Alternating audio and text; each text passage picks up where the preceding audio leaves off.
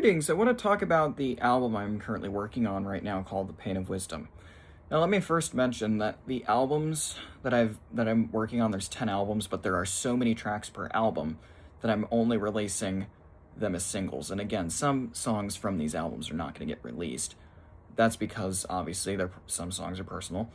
But what's interesting is The Pain of Wisdom. I started working on this back in 2025, and there are 40 songs as of today, including remixes.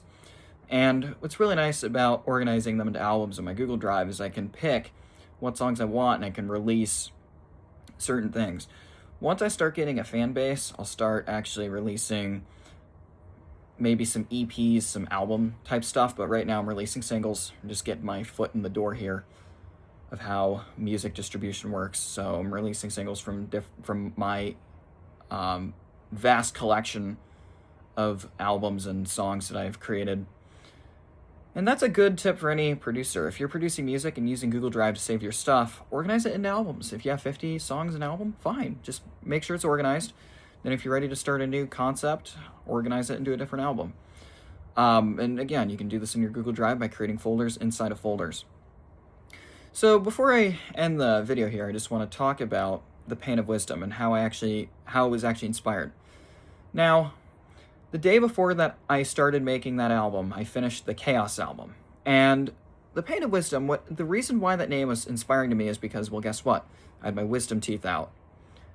So, I started the album right after I got my wisdom teeth out. And the very first song was The Pain of Wisdom. I sang the day after surgery. So I did all the production the day after surgery, whatever. I couldn't really scream, obviously, because my jaw wasn't in good shape for that. You could probably imagine.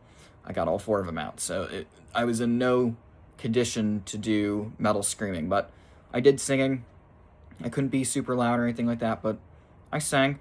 And honestly, it was a huge thing for me because when I look back on it and when you actually think about it in life, wisdom can hurt sometimes. It's not always going to be smooth. And that's why this album in particular is really awesome, and this is why I've been still advancing on the concept. I mean, I plan to produce more than 40 of these songs in The Pain of Wisdom. So, one more thing, the release called Hope, which is a high-res, lossless audio track, should be available soon. I misclassified the genre, so I had to re-release it again. But it should be available pretty soon.